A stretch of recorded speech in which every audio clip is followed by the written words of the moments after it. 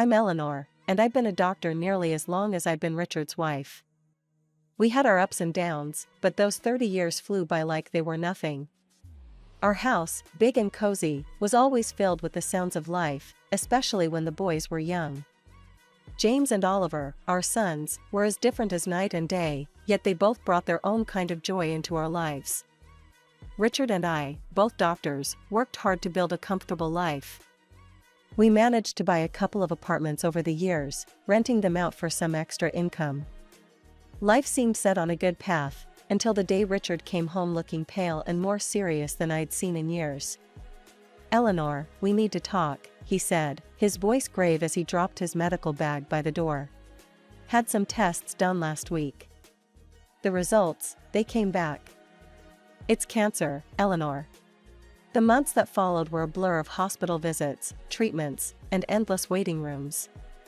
Richard fought hard, but the cancer was merciless. Watching the strongest man I knew wither away was torture. No amount of medical training prepares you for that. One evening, as we sat quietly in the living room, Richard took my hand. "Eleanor, if things don't go our way, you need to make sure everything's sorted with the boys. The will's all done. You'll be fine financially." Not long after, he was gone. The funeral was a somber affair. Family, friends, and colleagues, people came from all over to pay their respects. But it was the quiet at home after everyone left that hit me the hardest. Empty spaces Richard used to fill, his things just where he left them. It hurt to see, to remember. A few days post-funeral, I was in the kitchen trying to make sense of leftover food when James stormed in, his face all twisted up in worry and anger. Oliver trailed behind him, looking like he wanted to be anywhere but here. "Mom, we need to talk about Dad's will," James said, cutting straight to the chase as he always did. I sighed, setting down the cling film. "Yes, I know. Your father left everything to me. He wanted to make sure I was taken care of." James slammed his hand on the counter. "But what about me and Oliver? We're his sons. It's not right that we get nothing now." Oliver piped up, trying to smooth things over. "James, let's not jump into this so hot-headed. Mom's still grieving. We can sort this out without arguing." James shot him a glare. "Easy for you to say. You're not thinking about the future. I am." I leaned against the counter, feeling the weight of their stares. "Your father and I built this together. He trusted me to handle things." "But I hear you, James. It's not my plan to cut you out." "So, what, then?" James said, crossing his arms, his voice rising a notch. "We just wait until, what? You think it's a good time to give us our share?" "James, watch your tone," I snapped, my patience fraying. "I am still your mother." Oliver stepped between us, his hands up like a referee. "Both of you, please. This isn't helping." "Mom, maybe there's a middle ground here?" I nodded, rubbing my temples. "Okay, here's what we can do. The apartments your father and I invested in." "The ones downtown?" James interrupted. "Yes, those," I continued, shooting him a look that told him to zip it for a minute. "I was thinking, you each take one. They're yours to live in or rent out. And from the savings, let's say $25,000 each, to help you get started on whatever you need." James chewed on his lip, clearly doing the math in his head. "And the rest of the stuff? The house, the money? That stays with me. For now. When I'm gone, it'll come to you, as per your father's wishes," I said firmly. James looked like he wanted to argue more, but Oliver nudged him. "Let's think about this, man. It's a fair start. Mom's not leaving us in the cold." James finally nodded, tight-lipped. "Fine. But I want this in writing, Mom. No more surprises." Of course, I agreed. "We'll get everything documented properly." As they left the kitchen, I could hear Oliver hissing at James. "Give her a break, will you? She's doing her best." James muttered something under his breath I couldn't catch, and I didn't really want to. As I washed up the dishes, I wondered if Richard could see us, and what he'd think. I hoped I was doing the right thing, but only time would tell. And time, that tricky thing, wasn't always a friend. It was a sunny afternoon, a rare kind that makes everything seem alright, when James brought Isabella over to meet me for the first time. They hadn't been dating long, but James was already head over heels. You could tell by the way he was fussing over her, which wasn't like him at all. They walked in, and right off the bat, Isabella had this air about her, like she owned the place. Dressed to the nines, she breezed into my living room with barely a hello, her eyes scanning everything. "Nice place you've got here," she said, flipping her hair back as she sat down without waiting for an invitation. James was grinning like a fool beside her. I forced a smile, trying to be the good host. "Thank you, Isabella. Can I get you anything? Coffee, tea?" "Coffee sounds lovely," she replied, then turned to James. "Babe, make sure it's black, no sugar." James nodded and headed to the kitchen. That left me alone with her, sitting in my own living room, feeling like the guest. The silence was awkward until she broke it. "So, James tells me you're pretty well off," she started, eyeing the decor. "I'm used to a certain standard, you know? My parents made sure of that." "That's good to hear," I said, not sure what else to add. James came back with the coffee and handed Isabella her cup. She took a sip and made a face. It's all right. Anyway, we've been discussing our future together. Planning ahead, you know? That's wise, I said, glancing at James, hoping he'd give me some clue about where this conversation was heading. Isabella set her cup down. Yeah, and speaking of planning, we were thinking about the wedding. You know I want something special, James has probably told you. I saw this place, perfect for a rehearsal dinner, but it's a bit pricey. It's about $30,000. I choked on my coffee. $30,000? Just for the rehearsal dinner? James jumped in. Mom, it's important to Bella. We want to start things off right. I put my cup down, feeling a storm brewing inside. Look, that's a lot of money for a dinner, Isabella. We need to be reasonable. Isabella's face hardened. Reasonable? James says you have the means. I don't see why we should compromise on something that important. James was nodding along with her, but I could see the unease in his eyes. He knew he was asking too much. I'm all for celebrating, I said, trying to keep my voice even. But $30,000 is beyond excessive. I can't justify that. Isabella stood up, her chair scraping loudly against the floor. I'm not used to compromising on my standards, Eleanor. I was clear with James that I expect a certain lifestyle. James tried to smooth things over. Mom, maybe we can find a middle ground? There's no middle ground on $30,000 for a dinner, James. That's final, I snapped, losing my patience. Isabella picked up her purse, glaring at me. Fine. If that's how it's going to be, then maybe we need to reconsider some things. They left soon after. I sat there, reeling from the encounter. The nerve of that girl, coming into my home, drinking my coffee, and telling me how to spend my money. It felt like a slap in the face, a wake-up call I wasn't ready for. I was out at the grocery store when James and Isabella decided to drop by again. By the time I got home, Oliver was awkwardly entertaining them in the living room. The atmosphere was tense, the kind that makes you want to turn around and leave, but it was my house, so I braced myself and walked in. Isabella, all dolled up as usual, handed me a list as soon as I set down my grocery bags. Eleanor, we thought a lot about the wedding gifts, and here's what we've settled on. I hope this will be easier for you to handle. I skimmed the list she first handed me. It was surprisingly sensible: kitchen appliances, some nice china, even a couple of pieces of furniture. This seems quite reasonable, I said, feeling a momentary relief. I think these are wonderful choices. Really? James looked at Isabella, a hopeful expression crossing his face. But just as I was about to discuss where we could buy these items, Isabella's expression changed abruptly. She gasped, "Oh no, this isn't right. Give that back." She snatched the list from my hands and rummaged through her purse, pulling out another sheet of paper. "Here's the actual list."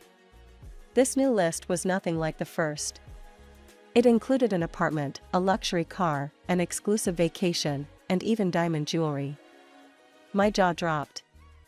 "Is this some kind of joke?" Isabella didn't flinch. "No joke, Eleanor. These are the gifts we expect. Only the best for our wedding." I stared at her, then at James, waiting for him to say something, anything to suggest he didn't agree with this madness. But he just stood there, looking between us, clearly conflicted but silent. I couldn't hold back. "James, why are you letting her do this? You know this is unreasonable." Isabella cut in, her voice rising. "This doesn't concern you, Eleanor. You just need to pay up and keep quiet." That's when Oliver stood up, his face set hard. "That's enough, Isabella. You're not going to talk to our mom like that. This is her house, and you're way out of line. You need to leave. Now."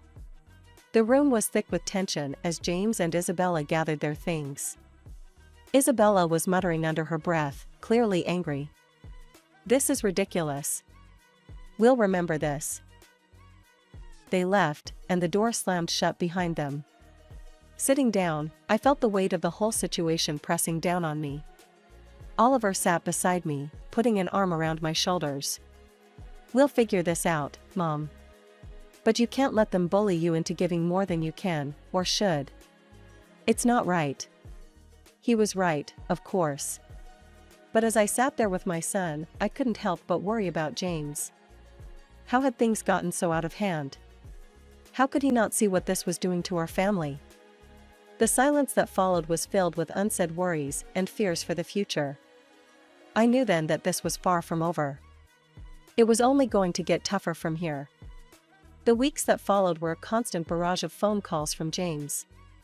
Each one was more demanding than the last, his tone desperate, almost frantic at times. "Mom, you don't understand. I can't look poor next to Bella's family," he'd argue, his voice cracking with stress. "You have the money.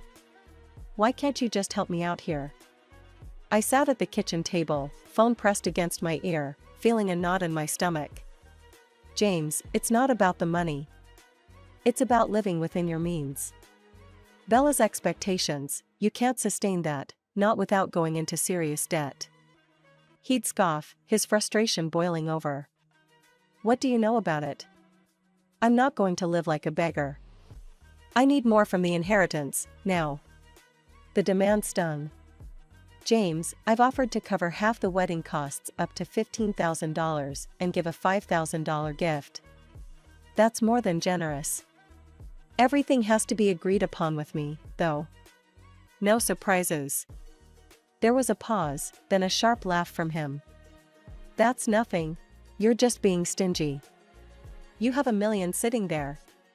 Why are you holding out on me?" "Because it's not just about the money," I replied, my patience wearing thin. "It's about not feeding into this fantasy that's going to ruin you." He yelled now, loud enough that I had to pull the phone away from my ear. "I don't need this. I'll handle it my way. Forget you." And then, just like that, the call stopped. Months passed in silence. I tried to busy myself with daily routines, trying not to worry about James, but the peace was short-lived. The phone rang one afternoon, and it was my sister-in-law, Anita. "Eleanor, I thought you should know." Anita's voice was hesitant, careful. "James is flying all the wedding guests to Hawaii. He sold his apartment to fund it. And he expects you to get there on your own. He mentioned you weren't interested in helping, so..." I hung up, a mix of anger and sorrow churning inside me. How could he be so reckless? Before I could process it all, Oliver came into the room, his expression grim. "Mom, there's something you need to hear." I recorded their conversation when they were sitting here in the living room. He handed me an audio recorder. I pressed play, and the voices of James and Isabella filled the kitchen. "James, your mom is just a nasty old woman with a fat wallet. We need to squeeze as much as we can out of her and then cut her off. James's voice responded, chillingly agreeable. Whatever it takes, Bella. I'm not going to let her control us. If it comes down to it, I'll kick her out in her underwear. I turned off the recorder, my hands trembling. To hear my own son speak like that about me, his mother, it was too much. The room spun as I tried to comprehend the depth of his betrayal. Flying to Hawaii was a decision I didn't make lightly. Oliver was by my side, both of us tense but determined to face whatever awaited us. When we landed and approached the venue, I was taken aback by the sheer opulence of it all. Flowers everywhere, lights strung like stars across the evening sky, and music floating in the air. As we walked into the gathering, I spotted James and Isabella mingling with guests. They looked like a picture-perfect couple, all smiles and laughter. My heart ached to see my son so lost in this fabricated paradise. Before I could take another step towards them, Isabella spotted us. Her smile vanished, replaced by a scowl as she marched over, her high heels clicking angrily against the stone pathway. You shouldn't be here, she hissed, stopping just inches from me, her voice loud enough to draw attention. This is my day, and you're not welcome. I was stunned, but before I could respond, her parents, who had overheard, came over. Her father, a tall, stern-looking man, spoke first. Isabella, that is no way to speak to your guest, much less to James' mother. His tone was harsh, a reprimand that made her cheeks flush with embarrassment.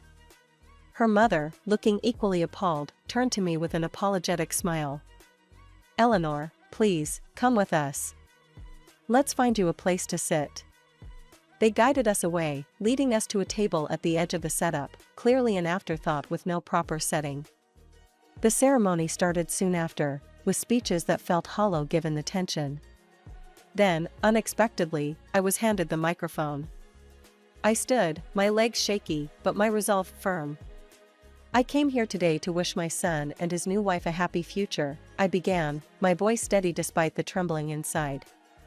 But I also believe in honesty and integrity, something that's been sorely missing from the events leading up to this day. Isabella's face went from pink to red, her eyes glaring daggers at me. I was asked for money, time and again, in amounts that no reasonable person would find justifiable. When I couldn't meet these demands, I was threatened with separation from my family and future grandchildren. My voice cracked a bit, but I pressed on. Oliver, seeing my distress, stepped closer, placing a supportive hand on my shoulder. I nodded at him, then turned on the audio recording he had made. Isabella's voice filled the air, cold and calculating, discussing how they would milk more money from me. James' voice agreed, saying he was prepared to leave me with nothing for the sake of his bride. The crowd murmured, the air thick with shock and disapproval. I turned off the recorder, the silence heavy. I gave my son an apartment and $25,000, and yet, it was never enough. Today, I'm making it clear, I will not be treated as an ATM or threatened. I am disowning James and Isabella. I wish them well, but from this day forward, I am choosing to remove myself from their lives. The reaction was immediate. Isabella screamed, her voice shrill and wild. You've ruined my wedding. I curse you. After everything that had happened, coming back home was bittersweet. In the quiet, I made a decision that startled even me. I quit my job. I'd spent years healing others as a doctor, but now, it was time to heal myself and rebuild the life that the recent storms had scattered. Oliver, bless his heart, had just graduated from art college and was brimming with ideas and ambition. With the $25,000 I had given him, he opened his own tattoo parlor. It wasn't just any shop, it quickly became a place where art and skin met in stunning displays. Oliver poured his soul into his work, and it paid off. He started entering tattoo contests, and soon enough, his name was on every local's lips. Before we knew it, he was opening more locations, creating a network of salons that became a hotspot for tattoo enthusiasts. I'd watch him sketch late into the night, his dedication a stark contrast to the chaos his brother had chosen. You're doing amazing, Ollie, I'd say, pride swelling in my chest. It was during these calm months that James reappeared. One afternoon, he showed up at the door, his eyes tired, his shoulders slumped, so different from the ambitious, sharp man he once was. "Mom, I need to talk," he said, not waiting for an invitation to sit. His voice was weary, a far cry from the demanding tone I'd grown accustomed to. I sighed, motioning for him to continue. "What is it, James?" "It's Bella, she's driving me insane. Wants more and more, nothing's ever enough. I got a second job, but it's still not enough for her." His words were desperate, but they couldn't erase the past so easily. "James, I warned you. I told you, living like that, with someone like her, it's unsustainable." He rubbed his face, frustration clear. I know you did, but I thought." His voice trailed off, hopelessness taking the place of explanation. "Thought what? That money would just appear because you wanted it to?" My tone was harsh, but years of pent-up frustration made it hard to soften it. "Look at your brother. He started with the same amount and made something of himself without stepping on others." James bristled. "Yeah, well, not everyone's like Oliver, are they? I have rights to the inheritance too, remember? And when you're gone, it'll come to me." That was the last straw. "Get out, James," I said, my voice cold, resolute. "And don't come back. Not this time. You chose your path." His jaw tightened, and for a moment, I thought he might argue more. But then he turned and walked out, the door slamming shut behind him. As I stood in the silence that followed, Oliver came downstairs, having heard the last part of our exchange. "Are you okay, Mom?" I nodded, wrapping my arms around him. "I am now. Thanks to you. Let's just focus on the good we can do, on the life we can build." He hugged me back, his presence a comforting assurance that not all was lost. In that moment, I knew that despite the heartaches, the journey was still worth it. We had each other, and that was enough to keep moving forward. After the storm had passed with James, our home settled into a calm I hadn't felt in years. It was during this quiet period that Oliver brought someone special home. Her name was Sarah, and she was everything Isabella wasn't: kind, humble, and genuinely caring. As the weeks turned into months, their relationship grew stronger, and soon they announced their engagement. The wedding, unlike the extravagant affair that was James, was a simple, heartfelt ceremony in our backyard. Flowers from the garden, homemade decorations, and a small group of close friends and family made the day perfect. During the reception, I pulled Oliver aside. "You've chosen a wonderful woman," I said, my voice thick with emotion. He squeezed my hand. "I learned from the best," he replied, giving me a knowing look. Life moved quickly after that. They sold the apartment I had given Oliver, adding a bit of their savings to buy a small, cozy house just a few miles away. One sunny afternoon, while we were having tea in their new living room, Sarah shared some news. "Eleanor, we're expecting twins," she announced, her eyes shining with excitement. I nearly dropped my cup, overwhelmed with joy. "Twins? Oh, my goodness, that's wonderful." Oliver beamed, his pride evident. "We wanted you to be the first to know. We're really happy, Mom." "Twins," I repeated, letting the words sink in. "Grandchildren." It was a new chapter, one I was eager to start. As for James, news from him was sparse. The last I heard, he had divorced Isabella. She had taken nearly everything in the split, leaving him to start over in another city. Despite the pain he had caused, it hurt to know he was out there somewhere, struggling because of his choices. One evening, as I sat looking through old photo albums, Oliver came and sat beside me. He noticed a picture of James and me from years ago. "Do you ever hear from him?" he asked softly. I shook my head. "No. After everything, he's chosen his path, and I have to respect that, even if it breaks my heart." Oliver put an arm around me. "He's still my brother, Mom. Maybe one day, he'll come around." "Maybe," I agreed, not really sure if I believed it. "But for now, we have plenty to keep us busy, especially with those twins on the way." Oliver chuckled. "Yeah, you're about to be the busiest grandma in town." We both laughed, the sound filling the room with warmth. Despite the past, despite the mistakes and heartaches, this moment, here with Oliver, felt like everything was exactly as it should be. Life was moving on, and so were we, with new hopes and dreams just on the horizon.